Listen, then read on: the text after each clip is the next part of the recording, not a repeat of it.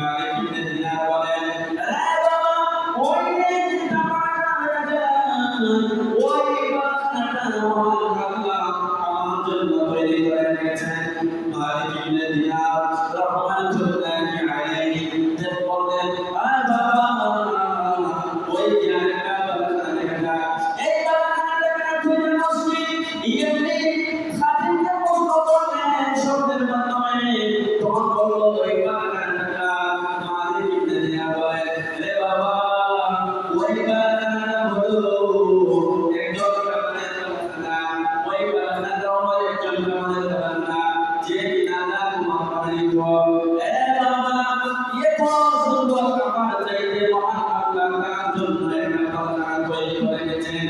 এবার ওই খাদিমের মন থেকে গেল ঘুম ভাঙার পর মালিক ইবনে দিনারের বাড়িতে যায়, গিয়ে মালিক ইবনে ওই কামারের বাড়িতে যায়, কামারের বাড়িতে গিয়ে কামারের স্ত্রীকে প্রশ্ন করে, ও স্ত্রী তোমার স্বামীর কোন গুণ আছে যেই গুণের কারণে মহান আল্লাহ জান্নাতে একটা বাসনা তৈরি করে রেখেছেন।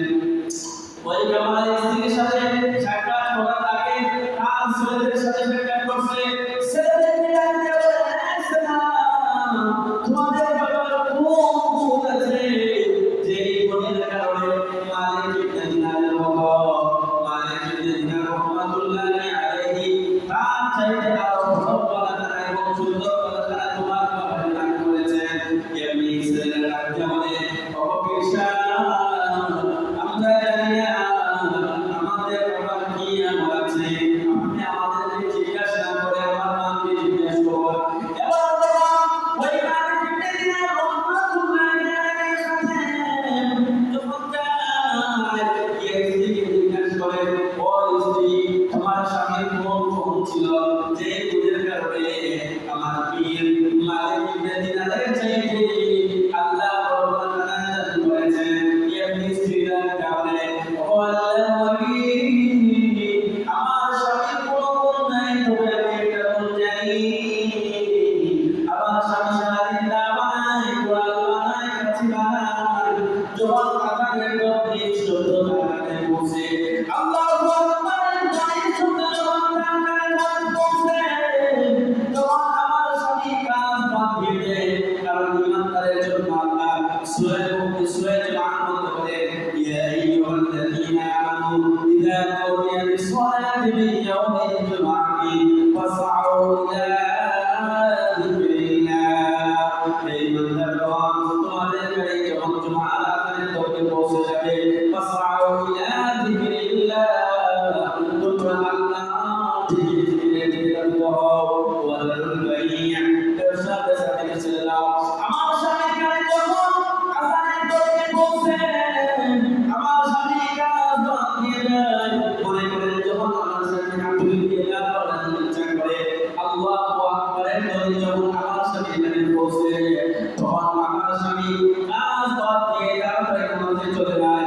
ইমানদারের বৈশিষ্ট্য আমার উচিত সেটার মধ্যে আছে যখন আযান পৌঁছে গেছে, আযানের তরফে পৌঁছে গেছে, সাথে সাথে নামাজ পড়ার জন্য নামাজ জন্য আসতে হবে। ব্যবসা করতেছেন আযানের তরফে যখন আপনার কানের মধ্যে পৌঁছে যায় তখন সাথে সাথে আপনি মসজিদে আসবেন। এটাই হলো ইমানদারের বৈশিষ্ট্য।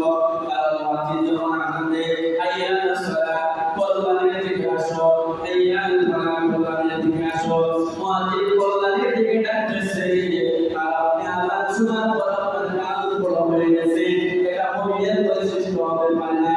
এবার মালিক ইবনে দিনার রাহমাতুল্লাহি আলাইহির সাথে ওই কাঠুরি ওই যে কামারের স্ত্রীকে জিজ্ঞাসা করছে তোমার স্বামীর কি গুণ ছিল, এমনি মহিলা বলতেছে আমার স্বামী এমন যে আমার স্বামী যখন রাতে সারাদিন কাজ করে করে আসতেন, মালিক ইবনে দিনার রাহমাতুল্লাহি আলাইহি সারা রাত তাহাজ্জুদ নামাজ পড়তেন।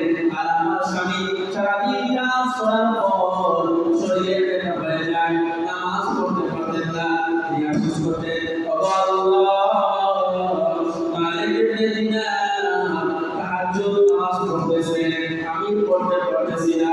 এই জ্ঞানটা বলেছে মালিক ইবনে দিনার সাথী তখন তার স্ত্রীকে বলে, ও স্ত্রী সংবাদ শোনো, আমি আমার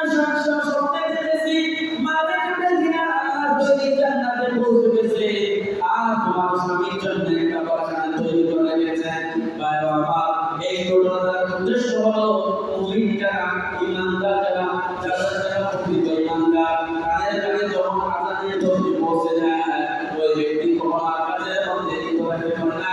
আযান যদি হয়ে যায় তাহলে কেউ কাজে লিপ্ত থাকতে পারে না। আরে ভাই আপনার দোকানে একটা সময় আসছে, এখন যদি আযান হয়ে যায় আপনি তখন বলবেন আযানের সময় হয়ে গেছে, এখন আপনি চলে যান নামাজ পড়ে আসুন। আর এই যদি আরেক দোকানের দোকান আরেক দোকানের মালিক যদি আযান শোনার পর মসজিদে আসলো না, আপনি মসজিদে আসলেন, দেখতেছেন সামান্য সময় তার বিক্রি হচ্ছে, কিন্তু মহান আল্লাহ আপনাকে এমন কাস্টমার দিবে, সেই জিনিসটা যখন কাস্টমার দিয়ে যে ফায়দা পেত, মহান আল্লাহ এমন কাস্টমার দিবেন, এই কাস্টমারের বিনিময়ে আল্লাহ আপনাকে অধিক নিয়ামত দান করবে। তো মালিক ইবনে দিনার রাহমাতুল্লাহি আলাইহি হাদিস দেখতেছেন যে এরকম